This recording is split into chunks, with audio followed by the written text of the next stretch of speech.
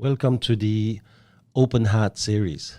This is my first one, and I just wanted to take the time to talk about this coronavirus and some of the implications, but from my point of view.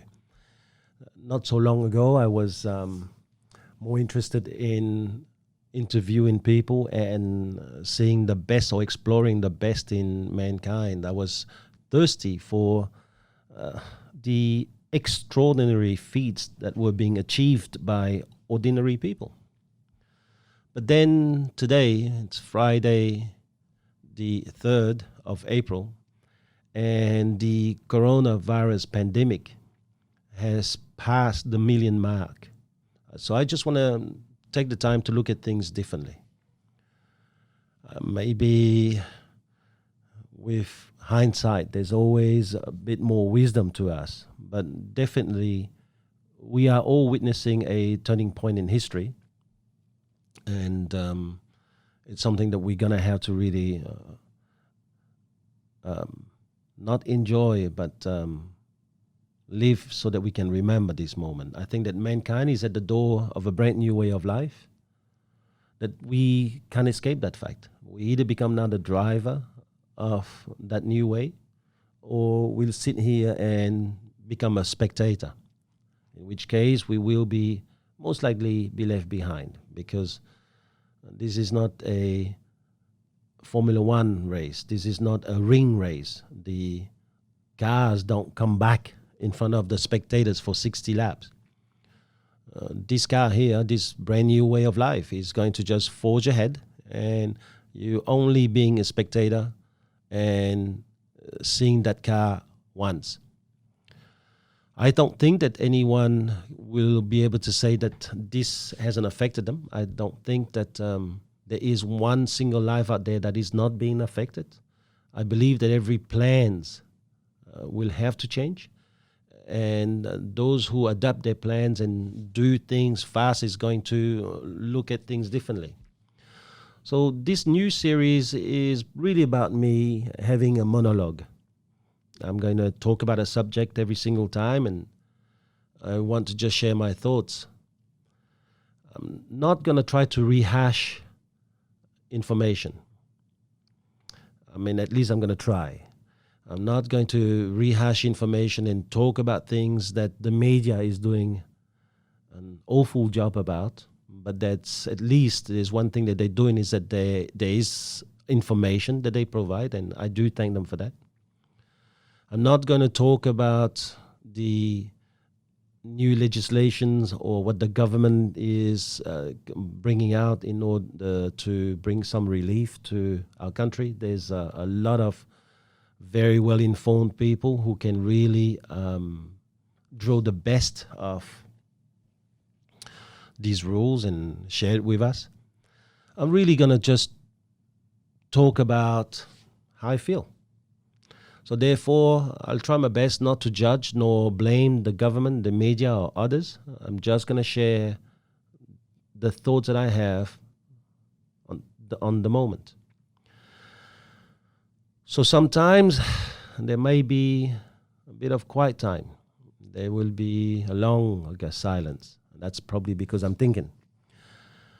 And hopefully it will just help me explore my reasoning, and in the end help me and whoever it can help to look at things in a better way, in a more calm and common sense way.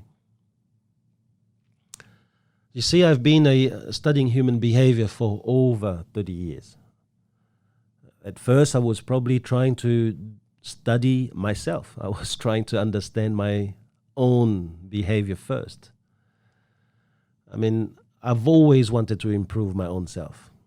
I've been taught by a mother who said that the value of becoming the change that I wanted to see the world to be, or I wanted to see in the world, was way more important than sitting there as a critic.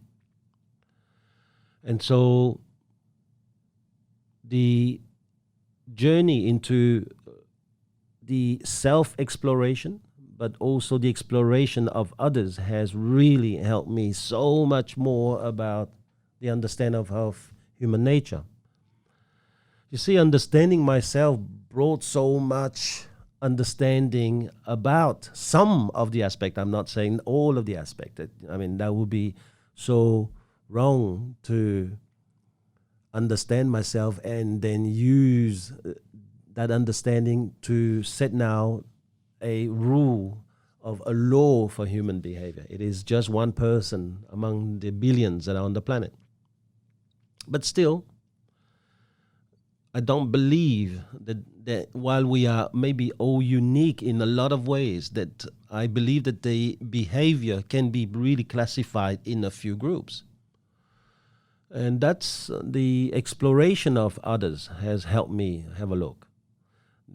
While I spend a bit of time exploring the behavior of others, I have looked at the same style of behavior being repeated in different people.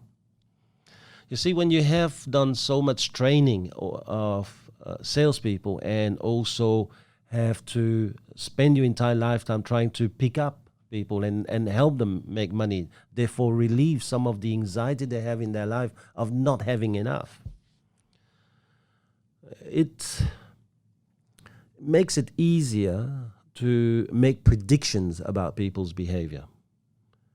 So in the end, for me, trying to understand others helped me understand myself, because you can't really understand your own self by just exploring yourself. You only have certain limitation, because after a certain amount of data, that enclosed environment stops you from having new data to interact. But the minute that you can open that window and reach out and look at the external world, then new data is available, and you can now use that available data in order to understand your own data better, but also make new rules or make new potential observations come true. So through this series here, I really hope that I can help many of us, many people recover some sense of sanity in a world of turmoil. And so being a monologue, I try not to restrict my mind from wondering too much. I will try to stick to a certain amount of time and make sure that we take the time to really digest the information. There's too much information right now, and an overload is very easy. To me, it is more important to restrict the amount of information, but to start unleashing the amount of creativity, the opportunity to think and juggle with the few pieces of information that we have at our hand. So I will let my mind just wander. It will go wherever it wants. And I will just allow it to entertain me a little bit, just for a second, an hour. So let's start first with how I looked at this virus in the beginning. I had to say that first, I did not take this very seriously. I downplayed it. Maybe there was that side of me that just wanted to look at things from always a positive light. There is inside of me something that just drives me to always look for the positive in everything. And so when I understood that the coronavirus was a flu, for me, it was a mere flu. I've lived long enough on this planet to know what a yearly flu was about. And so I didn't take it seriously. Then gradually it became a big talk. And I started noticing that everyone I spoke with had their own solutions.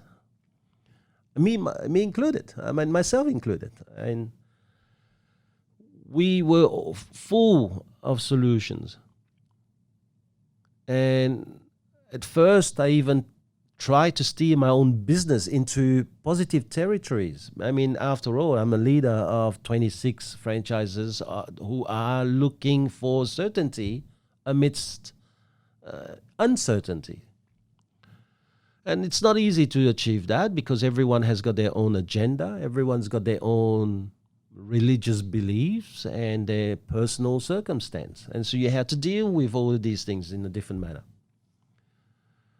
But slowly, I started to notice one thing is that a lot of people had solutions, but the solutions that they have was pretty restrained. They did not even understand how this virus was different to a normal flu. Therefore, how could they just give me a complete answer? So after a little while came the shutdown. When the government began shutting things down or talking about shut down, it really made me angry. I still remember, so it's not so long ago, that the people who owned the restaurant were first.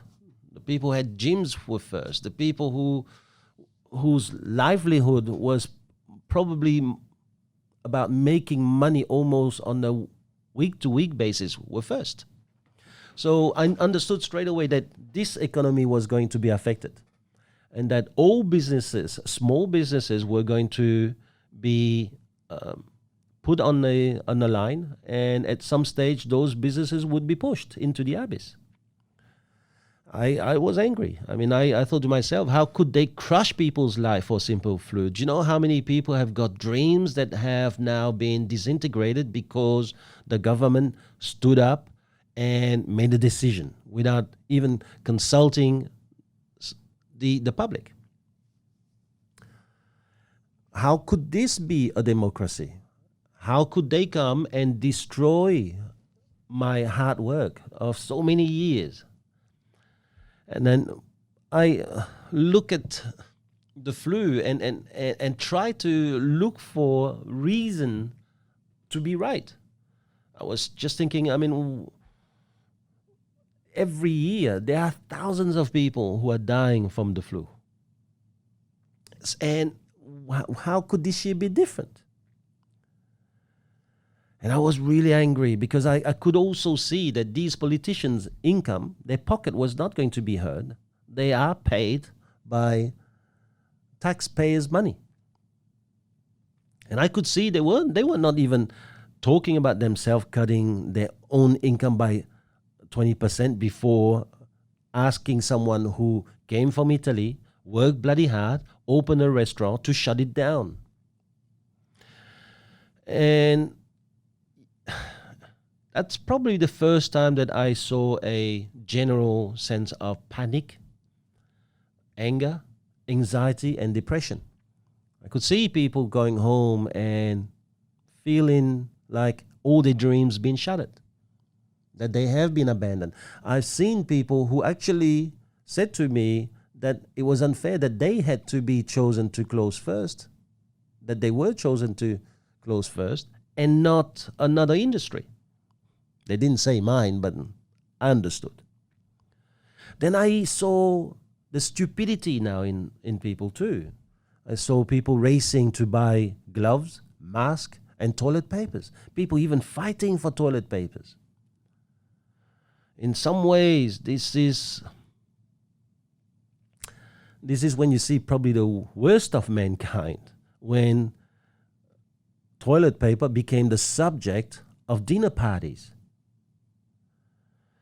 And I see also then, even worse than people fighting for toilet paper, I see the profiteers, the people who may want society to look after them, but who would gladly rape society for it. So they would go out there buying toilet paper by the dozens, and then they would resell it online just to make a quick buck.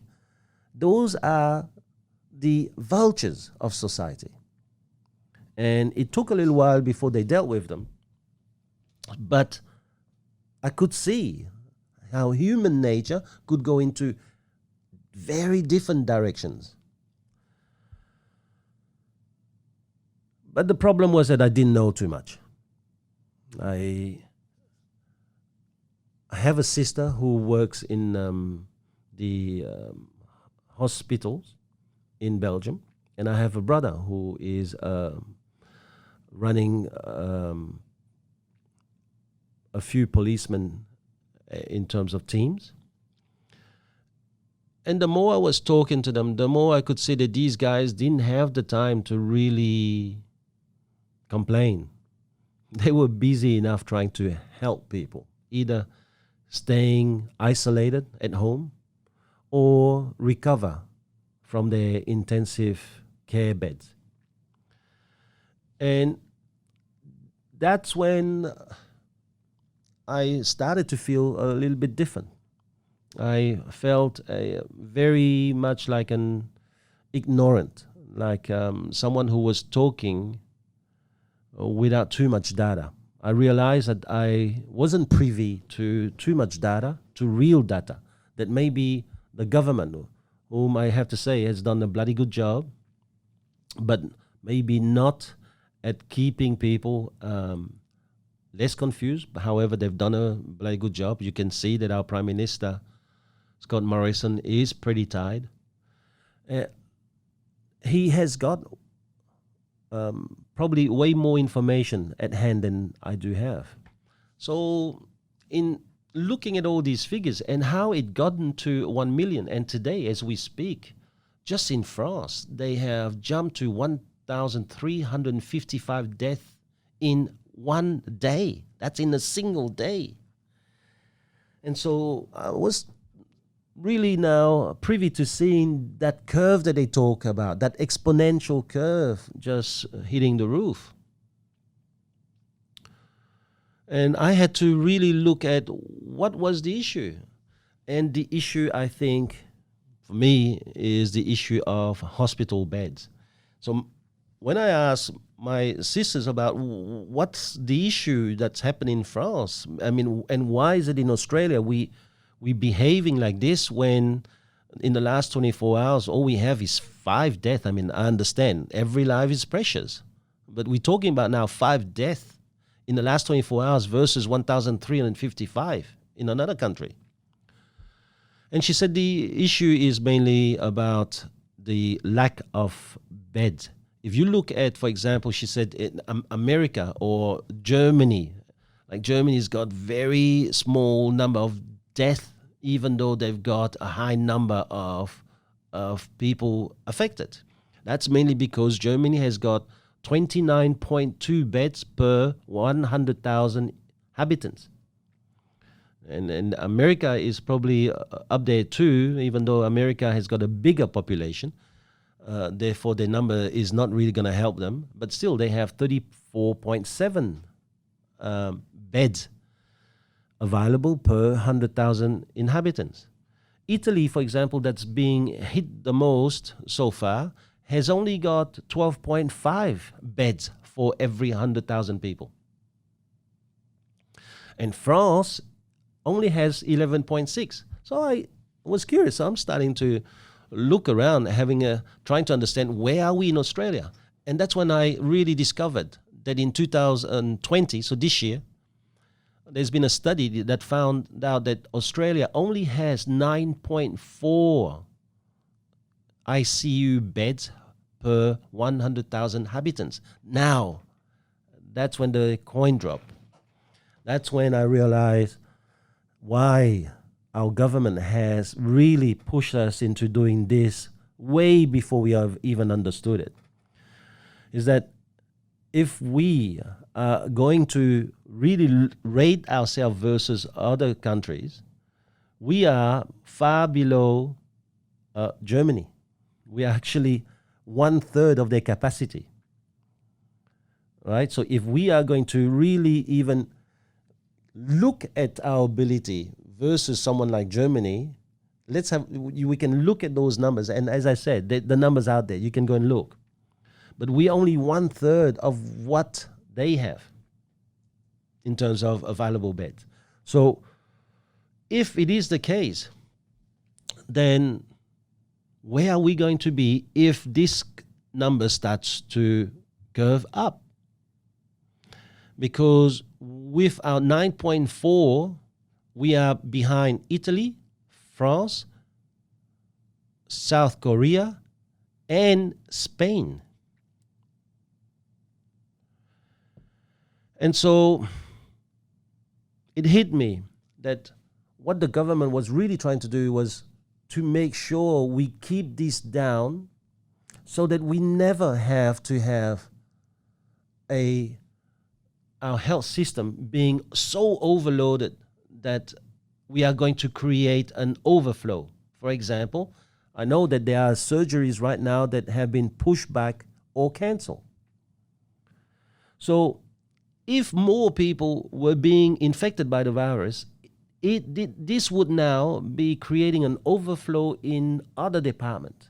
There will be so much focus from our health workers on just these people here that there will be other people dying maybe or being affected from other disease. And one of the things that hit me this week was the interview I had with Chris Jocelyn, who is doing a bloody good job fighting his fight. But as of this week, he can no longer have his 2.5 kilometers walk that he needs every single day in order to keep his body in good shape. And so you can now see already as an overflow of and a ramification of what's happening now is that he now has to fight the fight of his life with some of these activities being cancelled. So what is our problem? Yes, okay, we have an issue with self-distancing or self-isolation. But that's mainly because I think it is not in our human nature to be isolated. I don't believe that human beings are creatures that can live lonely by themselves in a desert. Some people will do, but that's not the norm. The norm needs to be around other people, exchange ideas and talk.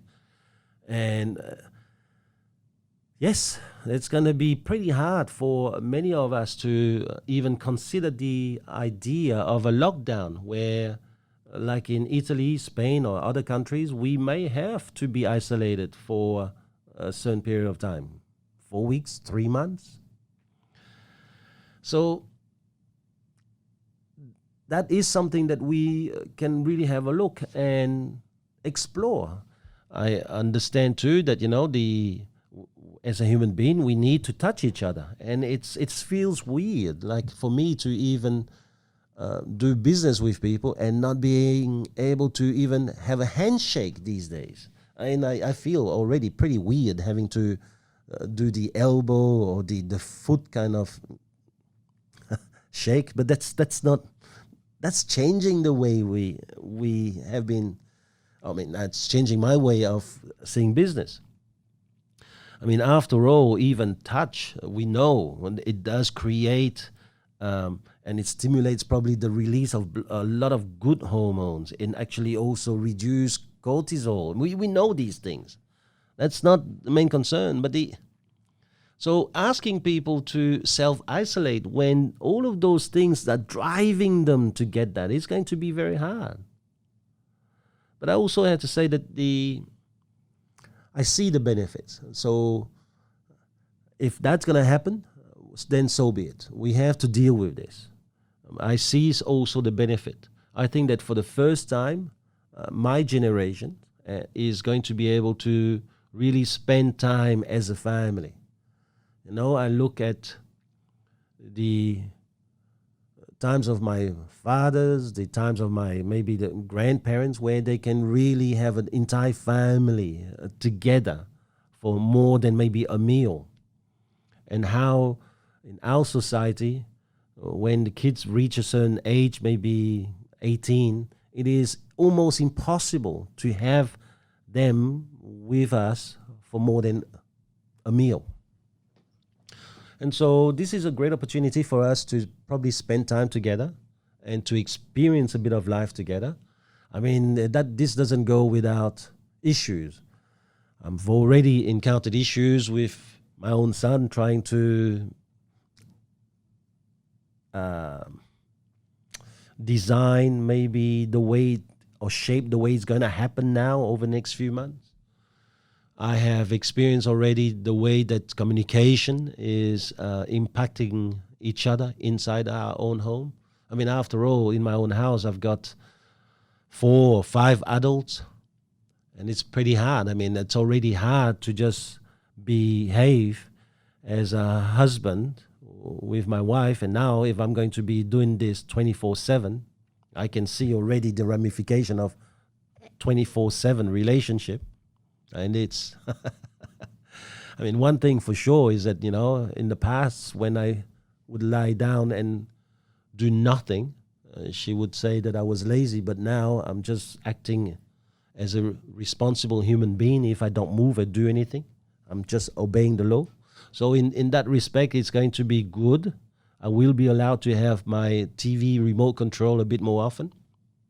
But really, this here is an opportunity for us to do a lot of things together. I mean, we can now go out there and create our own garden. We can have our own veggie garden. Rather than just being busy trying to survive, to make a living. So there is also the separation at work. The people are still working. Some companies have already pushed their staff to work from home. And they are trying to get the same kind of return from people who are no longer working together. And that's not possible. It's going to take time. There's going to be a teething period where people are going to learn to manage their time a bit different. I was having a chat with one of our leaders in regards to the property managers. And the leader was a little bit pedantic on the fact that, we still have to keep the level of service the same, even though we are not working in the same room. But that means that we have to work differently. I said to the leader, we don't have to lower the standard. So that's a very good standard to aim for. But it's going to take a little while before we can turn these things around. So instead of having our property managers calling everyone back because it's important for them to call everyone back because it's important to deliver the best service. No, you can now manage your phone time. Now you can really say, instead of calling everyone back in regards to these issues with all the new tenancy ruling that's come out, well, we can do a Zoom meeting or a Microsoft Team meeting where at a certain time of the day, a certain numbers of landlord can get on and we can discuss with them about a certain point. We can also send out letters to let them know about some of the decisions that we're making now before that Zoom meeting. So before you have that video conference, it would be very good to set a few guidelines so that people know exactly how you're going to work for them now. Every life has been disrupted right now. So any reasonable landlord or tenant would understand that the way that we're going to work is going to change too. So it will only make sense to go out there and change the way we work. We don't have to do the same thing in a new world. The playing field has now changed. And slowly it's going to create a new position. It's going to create a new playing field. Now, that doesn't go without making mistakes. There are going to be decisions that will be made at management level that may have to be changed because of that separation at work. So you can see life and work is going to be affected. And it will take a very reasonable employee and employer to really work at it together. Now, there will always be exaggeration, or there will always be cons. And the cons are going to be from people who pretend that they are sick just to have some sick days. Or there are going to be business owners who are going to take advantage of this $1,500, but still force their team and pay their team only $1,500, but are forcing their team members to just work the same full-time hours. So whether you're an employer or an employee, there will always be people taking advantage of others. But the good thing is this: people are not stupid. They will know who took advantage of them in tough times. And payback is always going to be the pill that is reserved to those who use others. And I'm talking about now why sometimes some of us are anxious or being conned by people. I think misinformation is going to be a business in itself with the coronavirus. I think fake news going to really be on the increase. I'm not saying it wasn't there before, but it's going to increase.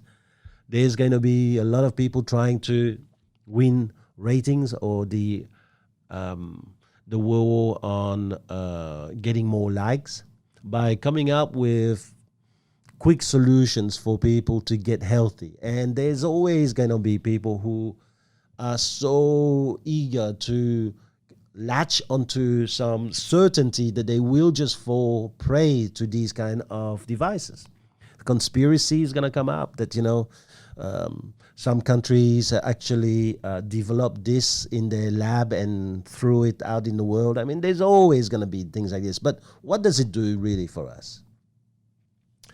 And sometimes we're going to have to really sit down and really pay attention to these cons. I mean, there's people like coming out.